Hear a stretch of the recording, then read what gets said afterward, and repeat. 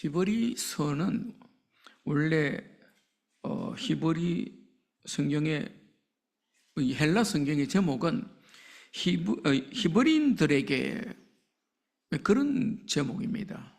우리는 그냥 히브리서 이렇게 했지만은 히브리 사람들에게 보낸 거예요. 특별히 초대 기독교회 안에는 이방인 그리스도인도 있고 유대인 그리스도인, 히브리 그리스도인들도 같이 섞여 있었습니다. 그런데 그 당시에도 어려움이 많이 있었어요. 일단은 예수 믿으면 핍박받는 시대, 심지어는 죽기까지 하는 그런 시대였습니다. 게다가 교회 안에 아직까지는 정리되지 않은 가르침이 있었는데 그 중에 하나가 골로새서도 나오지만은 천사 숭배. 그래서 그들의 생각입니다. 아니, 하나님과 인간 사이에 천사가 있으면은 좋지 않겠냐, 그렇게 생각을 했다는 거예요. 그런 가르침들이 있어서 굉장히 혼란한 중에 교회가 복잡하고 하니까 의견이 나누어지니까 차라리 나는 유대교로 돌아가겠다, 이런 사람들도 생겼습니다. 그러니까 위기죠. 그때 이 히브리서를 기록한 사람이 누군지 확정되지는 않았지만은 신약 성경을 연구하는 학자들에 의하면은 이렇게 기록할 사람은 바울 사도밖에 없다고 얘기합니다. 왜냐하면 그 내용을 읽어보면은 너무 구약 성경을 잘 알잖아요. 그렇게 된 사람은 가말리엘의 문화에서 그리고 바리새인 중에 바리새인으로 살았던 바울밖에 없다. 그래서 이름이 적시되지는 않았지만은 사도 바울의 기록이라고 생각을 합니다. 이 바울 사도가 히브리 기독교인들에게 이 성경을 쓰는 거예요. 그래서 오늘날도 마찬가지잖아요. 예수 믿는 사람들 가운데 이건지 저건지 좀 여러 가지 혼란스러운 경우도 있고, 실제 성경시대처럼 잡아 죽이는 그런 어려움은 아니지만은 신앙생활에 많은 도전도 있죠. 그런 부분들을 어떻게 이기겠냐. 오늘 1절에 우리가 믿는 도리의 사도이시며 대제사장이신 예수를 깊이 생각하라는 겁니다. 그렇지 않으면 답을 못 낸다는 거죠. 그렇지 않으면 그 갈등을 못 이긴다는 겁니다. 그렇지 않으면 안팎으로 오는 그 도전을 이겨낼 방법이 없다는 겁니다. 저와 여러분들이 오늘 예수를 깊이 생각함으로 답을 내는 그런 은혜가 있으시길 바랍니다. 예수 그리스도가 누구냐? CCC 한국대학생 선교회에서 나온 10단계 성경공부 책이 있잖아요. 그 일과가 그렇습니다. 1권의 일과가 도대체 예수 그리스도는 누구신가? 거기에 그렇게 적어놨습니다. 첫째, 사기꾼인가? 자기가 그리스도도 아니면서 그리스도라고 자꾸 말한 사기꾼이냐? 미치광이냐? 자기가 진짜 그리스도 아닌데 그리스도인 줄 알고 정신당한 사람이냐? 아니면 진짜 그리스도냐? 답이 뭐예요? 예수님이 사기꾼입니까? 예수님이 미쳤습니까? 그러면 예수님이 그리스도 맞습니까? 예. 그게 참 한국 대학생 선교회 가면은 1단계 첫 문장이 그렇습니다. 저와 여러분들도 답을 제대로 낼 수 있어야 됩니다. 빌라도가 마태복음 27장 11절에 묻습니다. 네가 유대인의 왕이냐? 묻습니다. 유대인의 왕인지 모르죠. 자기도 모르는데 고발한 사람들이 저가 유대인의 왕이라고 합니다. 우리의 섬기는 왕은 저기 가이사가 따로 있는데, 아니 자칭 유대인이라 그러면 유대인의 왕이라고 합니다. 반정한다고 합니다. 소란스럽게 해요. 그래서 빌라도 총독이 묻습니다. 네가 유대인의 왕이냐? 그때 예수님이 뭐라고 대답해요? 네가 말하였도다. 내가 유대인의 왕 맞다는 거예요. 근데 오해를 하면 안 되죠. 그것은 왕권을 가지고 칼 들고 로마와 대적해서 싸워 독립하겠다 이런 뜻이 아니잖아요. 흑암 권세를 이기는 왕으로 오셨다는 그런 말씀이잖아요. 눈에 보이지 않는 사단 권세를 이길 수 있는 그 존재는 왕으로 오신 예수 그리스도밖에 없습니다. 근데 뭐 육신적인 것만 보이는 사람들이니까 제대로 못 알아듣죠. 예수님께서도 묻습니다. 마태복음 16장에 보니까 사람들이 나를 누구라 하냐? 그때 제자들이 대답합니다. 더러는 세례 요한이라고 합니다. 더러는 엘리야라고 합니다. 어떤 이는 예레미야라고 합니다. 어떤 이는 선지자 중에 하나라고 합니다. 뭐 틀린 말은 하나도 없습니다. 왜 그러냐? 예수님이 세례 요한하고 똑같은 메시지를 했어요. 회개하라 천국이 가까웠다. 그 메시지예요.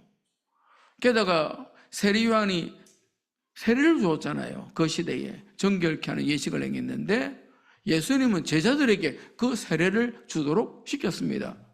굉장히 유사하죠. 그 예수님께서는 엘리야처럼 능력을 베풀었습니다. 우리가 엘리야라고 할 때 늘 가슴에 생각나는 것이 능력 있는 선지자잖아요. 하늘에서 뭐 불도 내리고 뭐 대단한 일들이 있죠. 비도 내리고. 예수님도 그렇게 하셨어요. 예수님도 죽은 자를 살리고 오병이의 기적도 일으키고 무리를 걷기도 하시고. 예수님께서도 예레미야하고 비슷합니다. 예레미야가 별명이 눈물의 선지자잖아요. 늘 자기 백성을 보고 막 눈물을 흘리면서. 예수님도 그렇게 했습니다. 예수님도 죽은 나사로 무덤에 가서 울었습니다. 그리고 늘 병든 자를 가까이 하고 고아와 가부들을 가까이 하고 뭐 유대인들은 싫어했습니다.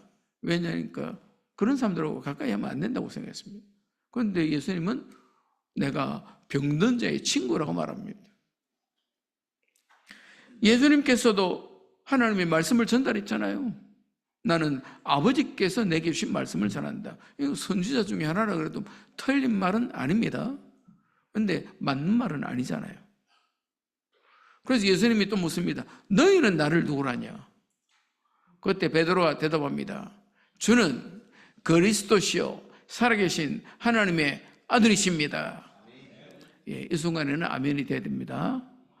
다시 한번 합니다. 주는 그리스도시요 살아계신 하나님의 아들이십니다. 좀 더 커야 되는데 아쉽습니다. 예수님이 그리스도라고 고백했습니다. 예수님이 하나님의 아들이시라고 고백했습니다. 이 고백이 얼만큼 정확한 고백이냐? 예수님 말씀하십니다. 요나의 아들 시몬아, 이를 알게 하는 이는 네 혈육이 아니요 하늘에 계신 내 아버지시로다. 그러면서 예수님이 말씀하십니다. 너는 베드로라. 내가 이 반석 위에 내 교회를 세우리라. 엄부의 권세가 이기지 못하리라. 네가 기도하면은 하늘에서도 응답될 것이다. 어마어마한 축복을 주셨습니다. 올바른 신앙 고백이라는 것이 그만큼 중요합니다.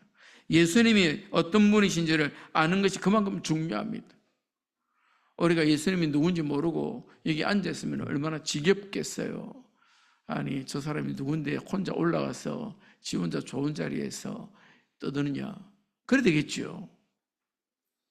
아니 뭐 얘기하는데 뭐 이상한 나라 얘기하고 뭐 이상한 사람들 이름 얘기하고 뭐 이상한 동네 얘기하고 뭐 이상한 사건 얘기하고 그렇겠죠. 오늘날 예수가 누구신지 아는 사람이 들으면은 아멘이 되는 겁니다. 맞습니다. 저도 그렇게 믿습니다. 그 예수님을 알기까지는 그냥 흘러가면 안 됩니다. 그냥 흘려들으면 안 됩니다. 깊이 묵상하고 깊이 들어야 됩니다. 그래서 우리가 아이들에게 심부름 보낼 때는, 중요한 심부름을 보낼 때는 뭐 적어주든지 아니면 명심하게 만들죠. 내 말 잘 들어라. 잊으면 안 된다. 그러고 보냅니다. 그러고 보내도 잊어버리죠, 아이들이. 왜 그렇습니다. 오늘 우리의 신앙생활도 그렇습니다. 우리가 예수 그리스도를 제대로 잡지 못하고 집중하지 못하면은 다른 것에 휩쓸려 갑니다. 어려움이 있잖아요. 도전도 있고 나한테 주는 갈등도 있고 예수 그리스도 모르면은 휩쓸려 갑니다. 이거 모르겠다. 될 대로 되라. 그렇지 않습니다. 예수 그리스도는 우리 믿는 도리의 사도이십니다. 예수 그리스도는 우리 믿는 도리의 대제사장이십니다. 이 히브리서는 1장부터 13장까지 이게 서신서입니다. 편지입니다. 그래서 1장, 2장에는 예수 그리스도와 천사를 이렇게 비교하고 있습니다. 근데 결론은 뭐냐? 천사들은 부리는 종이다. 천사들은 심부름꾼이다. 천사들은 하나님의 피조물이다. 예수님은요, 하나님의 본체시다. 하나님의 본체의 영광이시다. 예수 그리스도 안에 하나님의 모든 형상이 다 담겨 있다. 비교하면 안 됩니다. 그래서 뭐 천사 숭배하는 그런 일들은 말하자면 정말로 제대로 모르는 거예요. 오늘 3장부터는요, 이 천사에 대한 비교 끝났고 이제 3장부터는 모세와 비교합니다. 왜냐? 이 유대인들이 가장 존경하는 존재가 모세예요. 구약 성경의 시작을 사실은 모세가 전달해 줍니다. 그걸 율법이라고 말하죠. 하나님의 말씀을 모세가 중개해서 이스라엘 백성들에게 전달한 거예요. 그래서 그 모세가 이스라엘 백성들을 애굽 땅에서 포로된 노예된 자리에서 이끌어내어서 광야 지나고 가나안 땅까지 인도합니다. 그러니 놀라운 일을 했죠. 그러나 그것은 그때까지입니다. 그것은 오늘 여기 2절에 그렇게 표현합니다. 그가 자기를 세우신 이에게 신실하시기를 모세가 하나님의 온 집에서 한 것과 같이 하셨으니, 이 하나님의 온 집이라는 표현은 구약 시대에 있었던 하나님과 이스라엘 백성들과의 관계, 만남, 그걸 교회라고 그러죠. 교회. 그래서 에덴 동산 교회, 그 스데반 집사는 광야 생활하는 이스라엘 무리를 광야 교회 이렇게 표현하잖아요. 그들을 이끌어내면서 충성을 다했다. 오늘 우리 성경에는 신실하겠다. 그 전에 성경은 충성했다. 모세는 충성을 다했습니다. 신실하게 자기 역할을 다 감당했습니다. 그런데 그 은혜 속에 있었지만은 그러나 그것도 피조물로 산 거예요. 예수 그리스도만큼 할 수는 없습니다. 오늘 1절에 보면은 그러므로 함께 하늘의 부르심을 받은 거룩한 형제들아. 하나님의 하늘의 부르심을 받은 거룩한 형제들, 이게 성도죠. 거룩한 형제들, 거룩한 무리, 성도라고 합니다. 이 부르심을 받은 성도라고 말하는데 이 부르심이 다른 한자말로 하면 소명입니다. 예수 그리스도로 말미암아 구원의 은혜 속에 부르심을 받았다. 저와 여러분이 그런 은혜 속에 있습니다. 그래서 하나님의 백성이죠. 우리가 하나님의 부르심을 받은 거룩한 성도로서 우리는 늘 예수 그리스도를 깊이 생각하는 일을 해야 되고 그것이 우리가 이 시대를 이기는 힘이 되는데, 믿음의 도리의 사도이시고 믿음의 도리의 대제사장이신 예수, 사실은 이 바울이라고 생각하는 이 히브리서를 기록한 이분은 답을 내고 있죠. 예수님이 우리 믿음의 도리의 사도다. 예수님이 믿음의 도리의 대제사장이시다. 사도와 대제사장이라는 이 수식어를 통해서 예수님을 잘 설명하고 있습니다. 이 믿는 도리 사도라고 그랬는데, 이 믿는 도리가 헬라어로는 홀로기아스, 고백이라는 뜻입니다. 우리도 사도신경으로 신앙 고백했죠? 저와 여러분들이 어려움을 당하고 위기를 만날 때 무엇을 말하냐, 이게 중요합니다. 어떤 분은 크게 어려움을 당했는데 그때도 고백을 하더라고. 하나님의 계획이 있겠지요. 보통 그렇지 않으면 어떻게 말하죠? 큰일 났습니다. 뭐 큰일은 맞죠. 그런데 큰일 속에 하나님의 계획이 있다는 사실을 모릅니다. 못 믿는 거죠. 우리가 신앙 고백을 하는데 그 신앙 고백이 복음서에 보면 계속 나옵니다. 어떻게 나오냐? 마가복음 10장에 보니까 소경 바디메오가 나옵니다. 이 사람은 눈을 볼 수 없었기 때문에 할 수 있는 일이라고는 구걸하는 것밖에 없었습니다. 그런데 소경 바디메오는 소문을 들었어요. 예수라는 분이 있는데 이 예수님이 병든 자를 고친단다. 문둥병자도 고친단다. 손 마른 자도 고치고 심지어는 보지 못하는 자도 고쳤단다. 그때에 이 바디메오의 마음속에는 그렇지, 그러면 내가 보지 못하는 것도 그분이 고칠 것 아니냐. 그분이 그야말로 오실이라고 말씀하셨던 그리스도 메시아가 아니냐. 그러면 나도 그분을 만나면 되겠다. 근데 뭐 눈이 멀었는데 누가 데려갈 사람이 있어야 되잖아요. 근데 어느 날 여리고에서 예수님이 지나가신다는 얘기를 들었어요.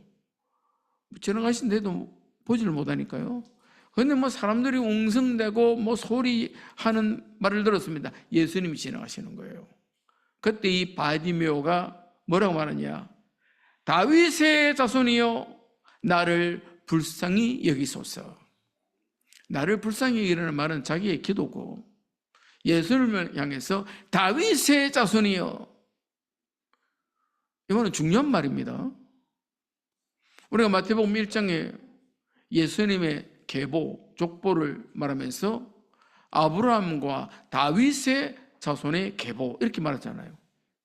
다윗의 후손으로 오시는 그분이 구세주라고 그랬거든.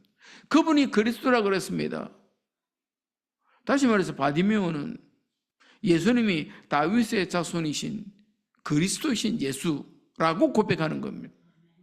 중요하죠. 사람들이 중요하게 생각하지 않았습니다. 바디메오를. 소경이잖아요. 구걸하는 사람입니다. 조용히 해라. 시끄럽다. 조용히 해라. 근데 바디메오는 그럴 입장이 아니잖아요. 예수님을 만났어요. 그리스도라고 자기는 믿었습니다. 더 큰 소리로 말합니다. 다윗의 자손이여 나를 불쌍히 여기소서. 예수님께서 그 음성을 듣고 데리고 오라고 말합니다. 그 예수님 앞에 있을 때 내가 어떻게 해주기를 원하냐? 보기를 원합니다. 간절한 소원을 아뢰었습니다. 그때 예수님 말씀이 뭡니까? 내 믿음이 너를 구원하였느니라. 신앙 고백이 중요하다니까요. 성경의 마가복음 7장에 보면은 수로보니게 여인이 나옵니다. 이 사람은 이방인이에요. 수로보니게 지역에서 사는 여인입니다. 이 여인에게도 갈급한 문제가 생겼어요. 자기 딸이 흉악한 귀신이 들렸어요. 그런데 뭐 지금도 마찬가지지만은 귀신 들린 것을 쉽게 해결할 방법이 없잖아요. 묶어놓는 것밖에 더 있습니까? 약 먹이는 것밖에 더 있습니까?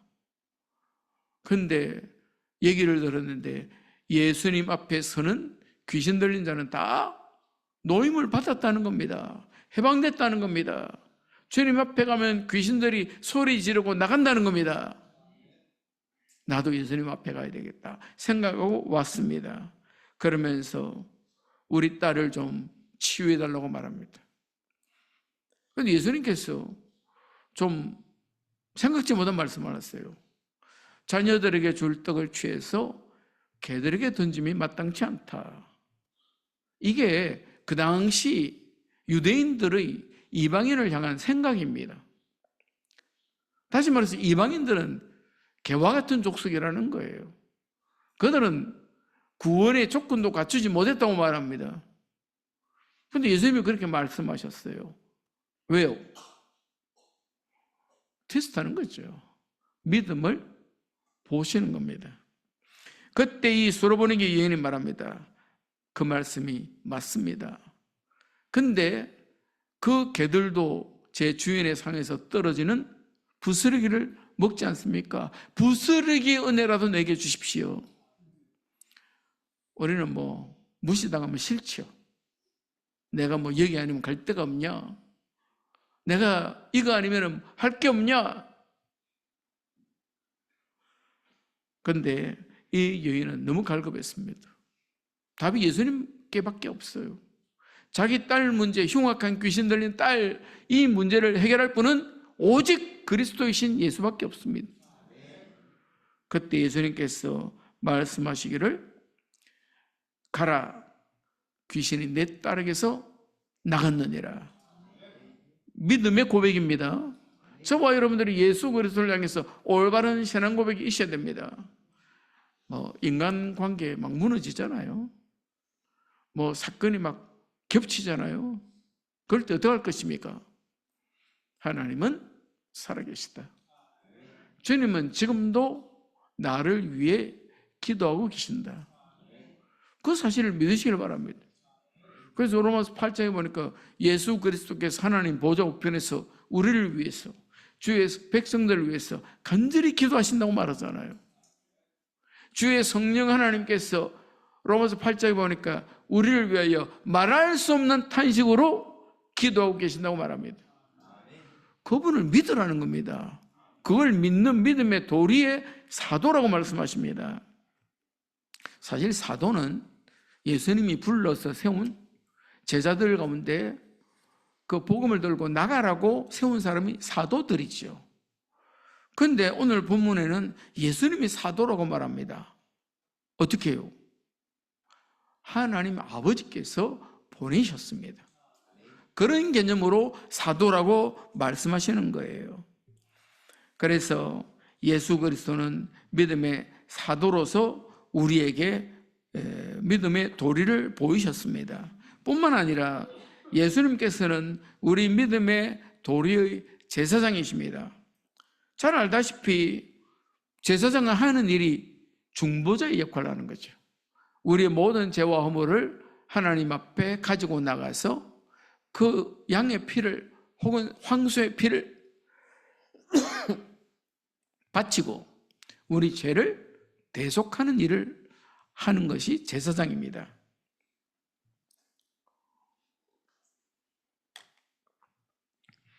다시 말해서 예수님은 하나님과 우리 사이를 연결시켜주는 일을 하시는 거예요. 그래서 요한복음 14장 6절에 보니까 내가 곧 길이요 진리요 생명이니 나로 말미암지 않고는 아버지께로 올 자가 있다고요? 없습니다. 예수님만 하나님 만날 수 있는 길입니다. 우리가 믿음의 도리의 사도시고 믿음의 도리의 제사장이신 예수 그리스도를 깊이 생각하는 것이 중요합니다. 그래서 예수 그리스도에 대해서 올바른 답을 가지고 있어야 됩니다. 그런데 유대인들은 초대교회에 있었던 유대인 그리스도인들, 히브리인 그리스도인들은 그래도 모세가 역할을 하지 않았냐? 맞습니다. 심부름꾼으로. 오늘 이 본문의 표현으로 하면은 종으로서 일한 것입니다. 그러나 모세는 예수 그리스도와는 격을 같이 할 수는 없죠. 왜냐니까 3절에 보니까 그는 모세보다 더욱 영광을 받을 만한 것이 마치 집 지은 자가 그 집보다 더욱 존귀함 같으니라. 예수 그리스도가 교회의 머리이십니다. 예수님께서 마태복음 16장 18절에 내가 내 교회를 세우리라. 그러니까 모세는 하나님의 집에서 충성한 종입니다. 그러나 예수님은 교회 자체라는 거예요. 교회의 머리십니다. 그 교회를 지으신 분이십니다. 그렇기 때문에 5절에 있는 대로 또한 모세는 장래에 말할 것을 정언하기 위하여 하나님의 온 집에서 종으로서 신실하였고 6절에 그리스도는 하나님의 집을 맡은 아들로서 그와 같이 하셨으니, 그래서 비교할 수 없다는 거예요. 그래서 히브리인 그리스도인들에게 가지고 있는 잡혀있는 그 유대 율법 사상에서 벗어나라고 말합니다. 저와 여러분들도 마찬가지죠. 우리가 틀린 가르침 속에서, 잘못된 가르침 속에서 벗어나야 됩니다. 제가 처음 신앙생활할 때는 한국 교회에 영향 끼친 신학자들이 있습니다. 그런데 그분들이 좀 죄송한 말이지만 워낙 어른들이라서 근본주의 신학을 한국에 갖고 왔어요. 근데 그러다 보니까 다 근본주의적인 말씀을, 설교를 목사님들이 했어요. 지금 와서 생각하면은 물론 근본주의가 좋은 주장이 맞습니다. 신앙의 근본을 우리가 단단히 해야죠. 그러나 복음이 약화되는 거예요.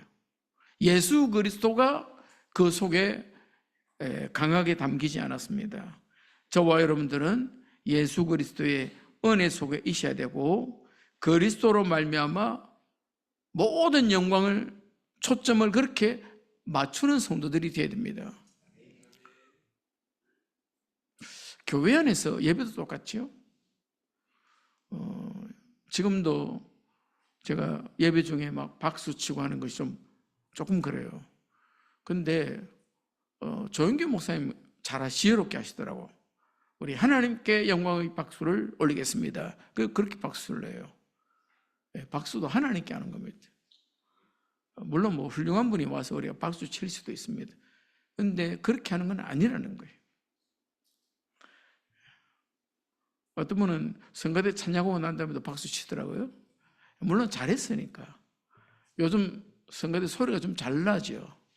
심지어는 뭐 고성도 목사님까지 성가대 탁 앉아 있으니까 오늘도 보니까 찬양하는데 소리가 잘 들리더라고.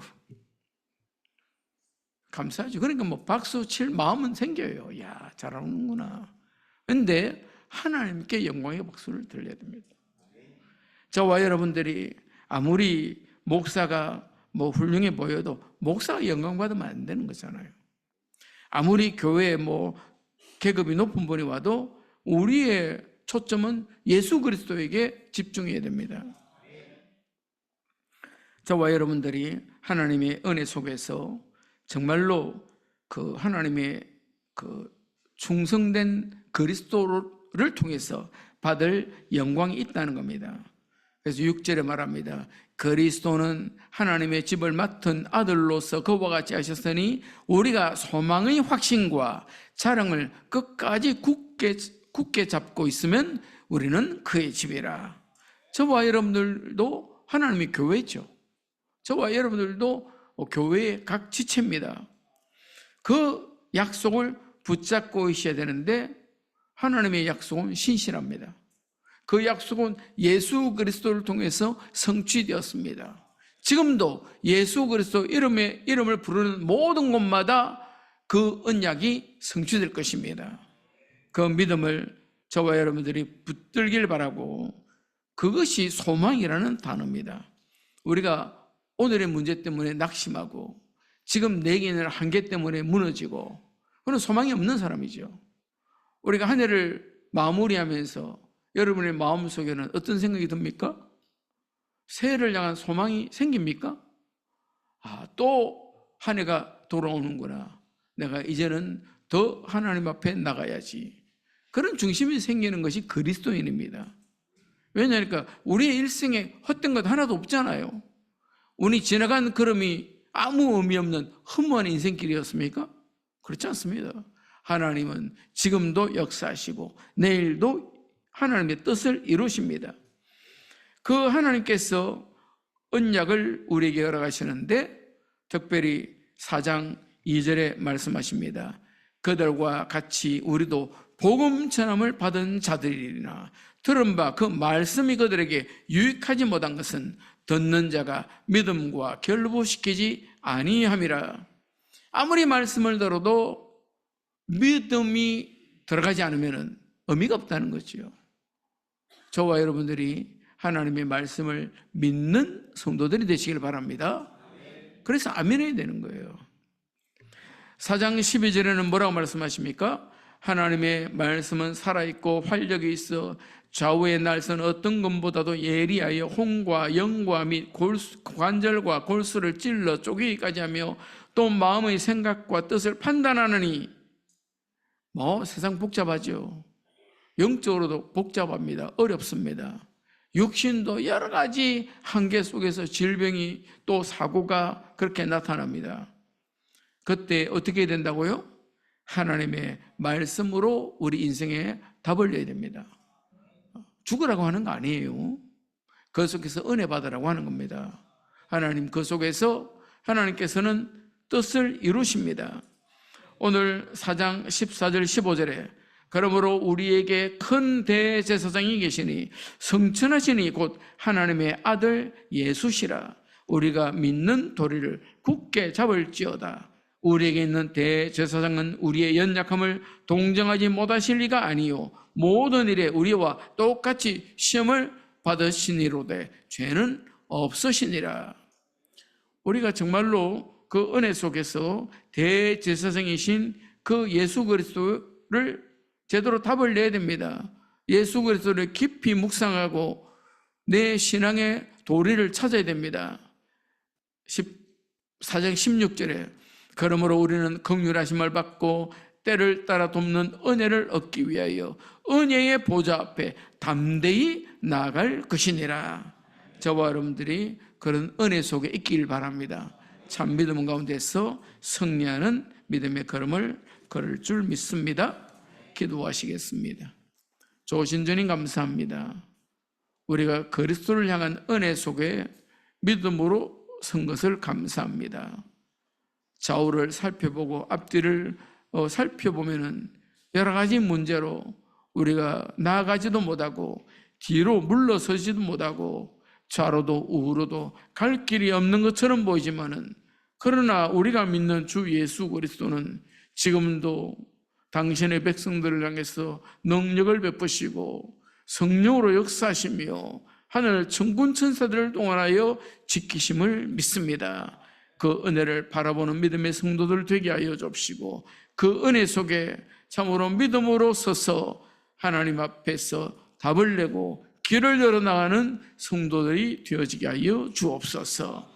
하나님께서 주신 은혜를 따라 이 한 해를 결산하는 이때에도 하나님 앞에 감사하게 하여 주옵시고 또한 새로운 다가오는 한 해를 놓고도 하나님 앞에 소망을 가지고 기대하며 기도하는 성도들이 되어지게 하여 주옵소서. 예수 그리스도 이름으로 기도하옵나이다. 아멘.